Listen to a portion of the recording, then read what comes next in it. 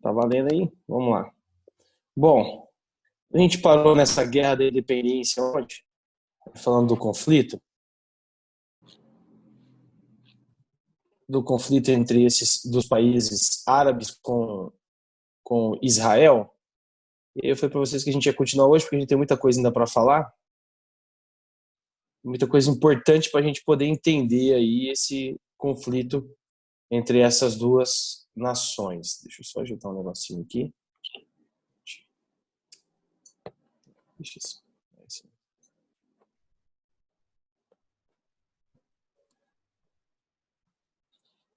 Beleza, aí tá entrando.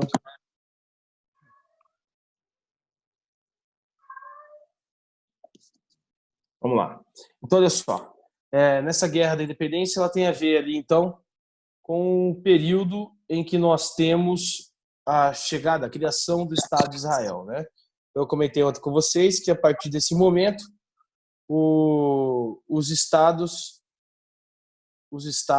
árabes que tinham dado início àquela ideia do pan-arabismo, de criar um país, uma única nação árabe na região do Oriente Médio, não queriam a presença de Israel ali, porque eles viam como uma interferência, né? Principalmente uma interferência americana, interferência ocidental àquela região, tá? Ou a região do Oriente Médio, uma região onde só tinham países ali, só pessoas, povos que professavam a religião muçulmana. Então eles passaram a lutar pela saída mesmo, pela saída de Israel daquela região, né? E essa luta, ela é uma luta, vai se tornar uma luta armada, né? Uma luta, um conflito entre esses países. E a primeira guerra, o primeiro conflito, já acontece no ano da criação. Mas como eu bem disse ontem para vocês, e eu espero que vocês tenham anotado isso, o Israel nunca perdeu nenhum conflito, né? Nenhum conflito Israel perdeu para os países árabes. E isso tem uma explicação. Por que nunca perdeu nenhum conflito para os países árabes? Porque os Estados Unidos sempre apoiou Israel, né? Desde a sua criação. Apoiou de qual forma? Financeiramente, né? Doando capital para Israel, repassando capital, dinheiro, dólares para Israel e também ajudando militarmente, né, aos Estados Unidos, Israel aí, se armar, né, se desenvolver, tá, se fortalecer. Então, o exército de Israel, o primeiro exército de Israel, ele é formado com armas, com suplementos bélicos concedidos pelos Estados Unidos. E você tem do outro lado os países árabes, que eram países subdesenvolvidos, que não tinham um exército formado, né, estavam em desenvolvimento ainda, tá? Muito mais uma guerrilha do que um exército propriamente dito. Então, muito mais fácil de você derrotar, e é isso que acontece. Por isso que eu disse ontem para vocês, a gente parou nesse primeiro conflito, e eu disse, a gente tem mais uns conflitos para analisar, mas eu já quero que vocês anotem que Israel nunca perdeu, tá? Israel nunca perdeu nenhum conflito. Israel ganhou todos os conflitos. Sempre saiu vencedor de todos eles. Porque a disparidade bélica entre as duas nações é muito grande, né? Entre Israel e os países da Liga Árabe. Tanto é que Israel desenvolve uma tecnologia tão forte e tão boa que o Brasil fez uma aliança recentemente, né, com Israel para poder ter acesso a alguns equipamentos, a tecnologia israelense, coisa que a gente não produz aqui, tá? Então essa aproximação é justamente porque esse país ele já tem um desenvolvimento tecnológico, tem alguns mecanismos bélicos, algumas armas e tecnologias que Israel produz para os Estados Unidos utilizar, é produzido lá, para a gente ver o quanto essa região ela evoluiu, né? Principalmente falando de tecnologia. Então, judeus que viveram espalhados durante muito tempo, né, até o ponto maior, que é o Holocausto, né, que é a morte desses judeus por parte do nazismo, eles vão ser reunidos depois, tá, naquilo que teve início ainda no século XIX, com a ideia do movimento sionista, uma terra para os judeus, e essa região escolhida é a região da Palestina, onde viviam ali povos muçulmanos. Então, ontem nós comentamos isso, né? A chegada dos judeus nessa área e a expulsão dos palestinos para duas sub-regiões, Cisjordânia e faixa de Gaza. E mesmo assim, os judeus já começam a ocupar essas áreas também, que é justamente para tirar totalmente dali os palestinos, tá? Para que não exista mais naquela região palestinos e fiquem só os judeus vivendo naquela área. Beleza? Ou próximo ali à cidade sagrada, né, que é Jerusalém, e Israel no geral, né? Israel no geral aí para a gente poder entender, tá? Vamos lá. Deixa eu só aqui. Guerra dos 6 Dias. Essa guerra também é famosa. Muita gente fala assim, nossa, por que recebe esse nome, Guerra dos 6 Dias? Estou conseguindo ver bem aí, né? Porque tá dando uma interferenciazinha aqui, não sei o que é, mas eu espero que tô de boa. Tá. Deixa eu só. Aí, ó. Tá dando um chute aqui na minha tela. Vamos lá. Então, olha só, essa Guerra dos 6 Dias, por que esse nome, Guerra dos 6 Dias? Porque ela durou, de fato, 6 dias. Durou 6 dias esse conflito. Então, Israel demorou 6 dias para derrotar aqueles países árabes que a gente tinha comentado. Tá?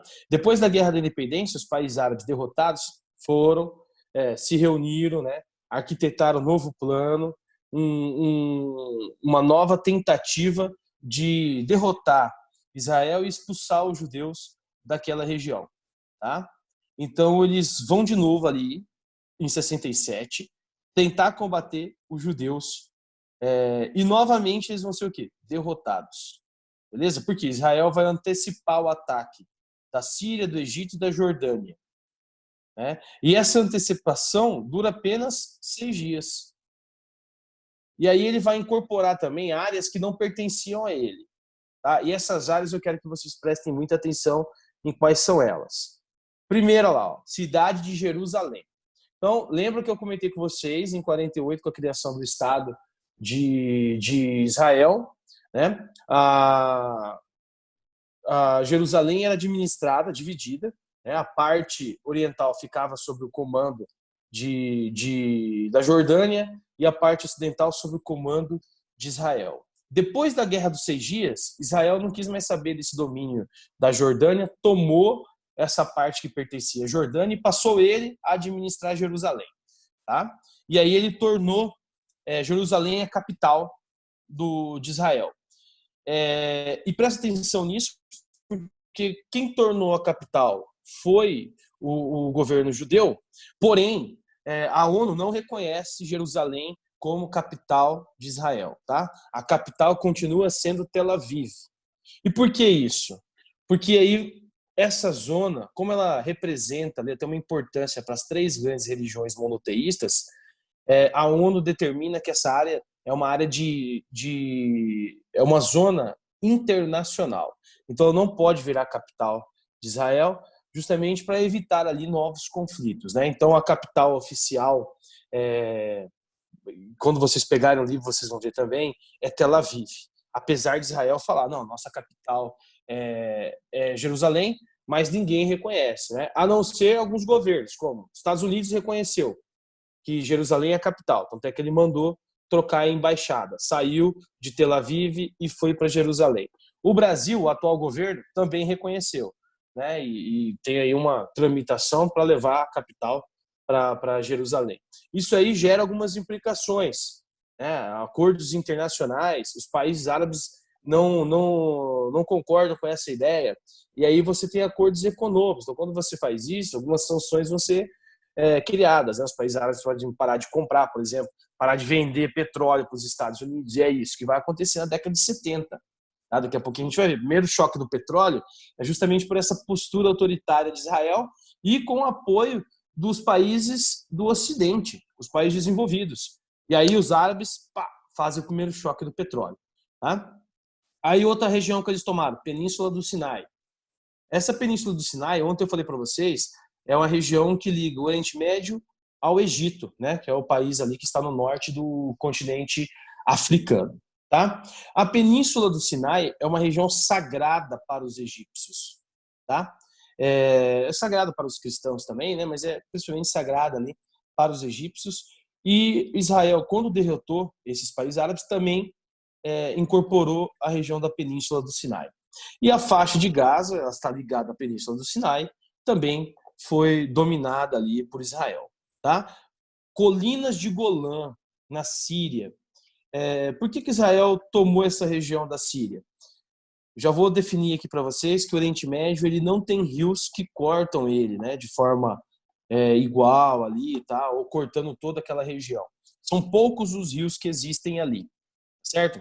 Colinas de Golã representam a nascente de um rio, que é o Rio Jordão.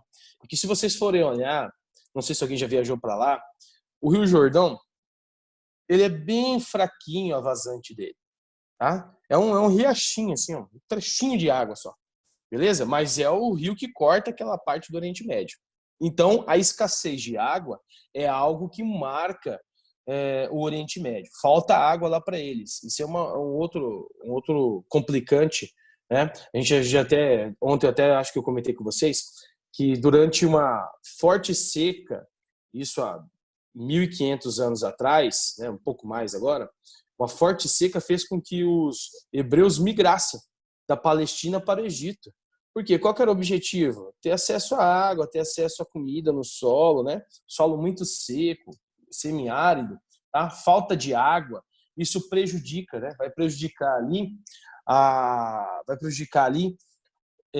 o desenvolvimento das sociedades, tá? Então Israel vai lá e controla as colinas de Golã, que são as nascentes do Rio Jordão. Então passa a desviar a água diretamente para o território judeu, o território israelense. E isso fica até os dias de hoje. Até hoje, quem controla as colinas de Golã é Israel. Certo? Tanto é que quando tem algum ataque, algum povo árabe ameaça Israel, Israel vai lá e fecha a torneirinha e não distribui água para os outros países próximos ali. Então, as colinas de Golã, que estavam no território sírio, também foram anexadas por Israel. E um outro território que é a Cisjordânia, que estava sob o controle da Jordânia, assim como uma parte de Jerusalém, porque vai pegar aquela pontinha de Jerusalém, como a gente já viu no mapinha, foi também incorporada por Israel. Então Israel vai expandir ali o território, né, seu território, ao final dessa guerra, da Guerra dos 6 Dias. É a maior expansão territorial de Israel ali próximo já ao período, né, de criação do Estado, tá? Olha só o tamanho que fica sendo aí, né, Israel, tá? Então aquele território o mais escurinho é o que era, e depois da guerra é o que vai ser anexado. Então, a Península do Sinai, tá? Aqui tem um estreito, que é por onde passa navios também. Então, o Egito, vai ter um momento que o Egito vai dominar esse estreito aqui e vai impedir ali a passagem dos navios, a Israel vai interferir de novo. Aí é onde vai chegar um fim de conflito com o Egito e eu vou explicar o porquê disso, tá? Então, essa guerra dos 6 dias, Israel expande seu território. Esse período de expansão, de anexação desse território, desse crescimento, dura de 67 até 79, que é quando vão surgindo ali os acordos. Aí tem um acordo que chama Acordo de Camp David. Esse acordo de Camp David, ele vai devolver o território da Península do Sinai para o Egito. Tá? Mas para devolver esse território para o Egito tem que fazer uma contraproposta. Né? O Israel exige também uma atitude do Egito que vai acabar ali ocasionando um racha entre os países árabes. Tá? Os países árabes vão abandonar o Egito depois da postura que ele vai tomar, mas daqui a pouquinho eu falo para vocês. Então aqui, essa região da Cisjordânia foi anexada, pertencia à Jordânia. A região aqui da faixa de Gaza também foi anexada, que estava aqui, pertencendo à Península do Sinai, sob o controle do Egito, também foi anexada. Israel não devolveu isso aqui. Isso aqui continua até hoje sob o controle, né, de Israel. Tá? A capital também foi mudada por Israel, mesmo eu falando para vocês que ela não é reconhecida por vários países no mundo, inclusive pela ONU, a ONU não reconhece. Aí tem o conflito aí, guerra de Yom Kippur. O que significa Yom Kippur? Significa Dia do Perdão. Tá? É um feriado nacional em Israel. Então, nesse dia do perdão, os árabes, sabendo que os judeus estariam em casa, né, e aí o policiamento diminuiria na cabeça deles, eles arquitetaram um plano de ataque nesse dia. Né? Eles falaram assim, ó, como os judeus vão estar em casa, eles vão deixar ali enfraquecida a fronteira, a fiscalização do policiamento, né? Então vai ser muito mais fácil a gente ir lá atacar eles e recuperar nossas terras, tá? Porque era um feriado, né? Feriado judeu. Aqui no Brasil, por exemplo, feriado, você sabe, quando tem feriado ninguém trabalha, né? Agora a gente tá ficando em casa, mas quando tá normal, tem feriado, a galera não sai, né? A galera fica em casa, vai curtir, não trabalha, né? Então essa era a ideia de ataque. Então você tem ali Egito, Síria, arquitetando o plano, né? De ataque a Israel. E qual que era o objetivo desse ataque da guerra do Yom Kippur? Isso aí já é na década de 70, tá? Depois ali que os territórios tinham sido anexados. Qual que era o objetivo? Recuperar os territórios que foram tomados. Quais eram os territórios? Península do Sinai, Gaza, né? Cisjordânia, colinas de Golã. Tá? Esse é o objetivo deles.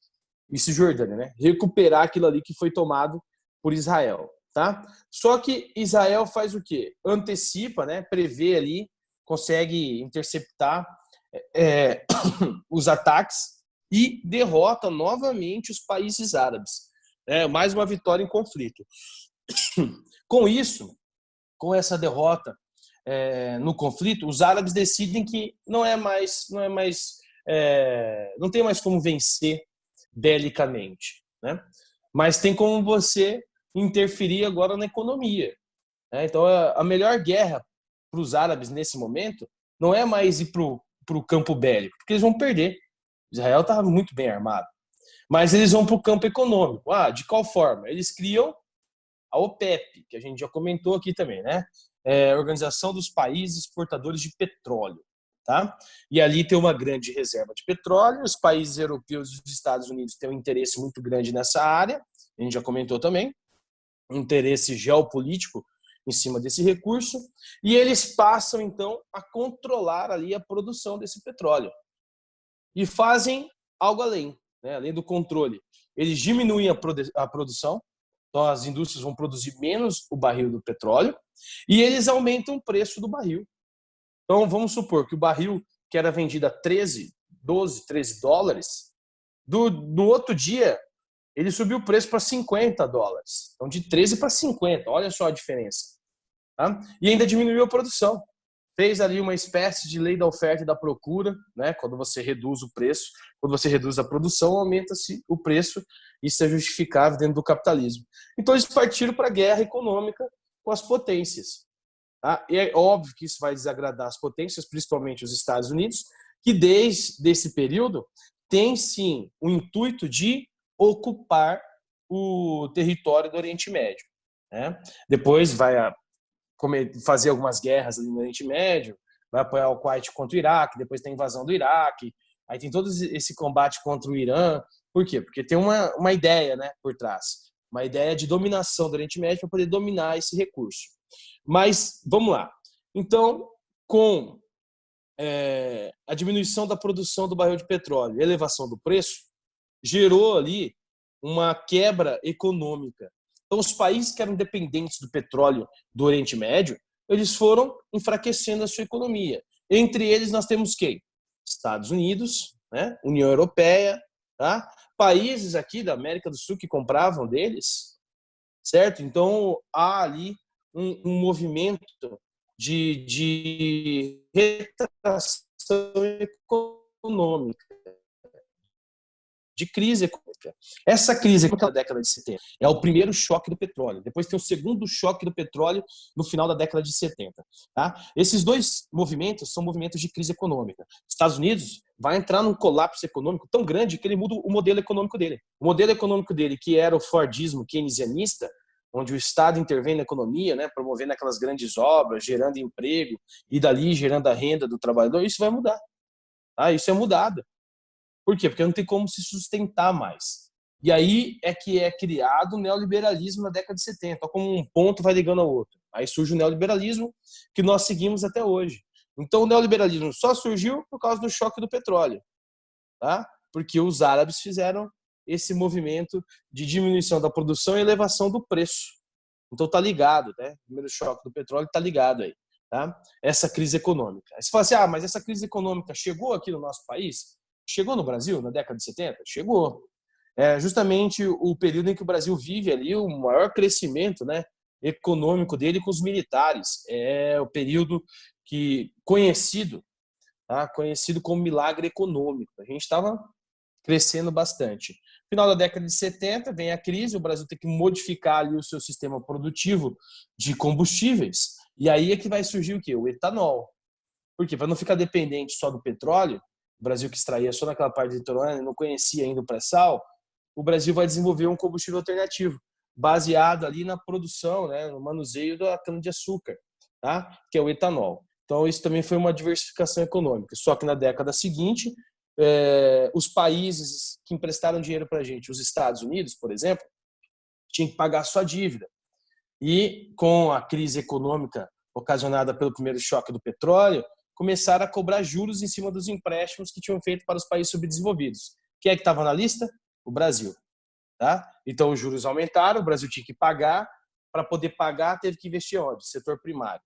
Né? Foi investir no setor primário, na agricultura, para que a agricultura pagasse a nossa dívida externa. Isso deu certo? Não. Tanto é que quando os militares saem do poder na metade da década de 80, nós temos ali uma inflação chegando, beirando quase 300%.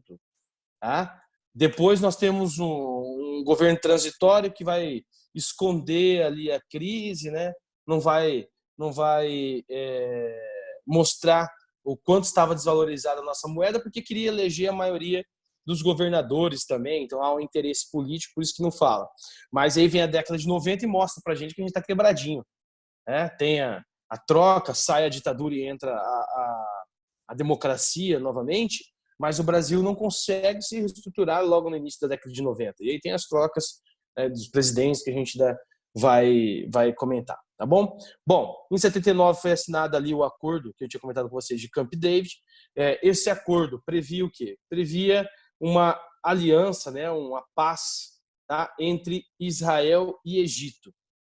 Por quê? Porque o Egito queria que Israel devolvesse a península do Sinai. Tá certo? Israel vai devolver, só que com uma condição. O Egito tem que reconhecer que Israel é um Estado independente. Tá? E o Egito vai fazer isso. Né? Os egípcios vão fazer isso, vão reconhecer a independência do Estado de Israel, vão falar, Israel de fato é um Estado, pertence, está certo, está aqui no território dele, é o território dele de fato.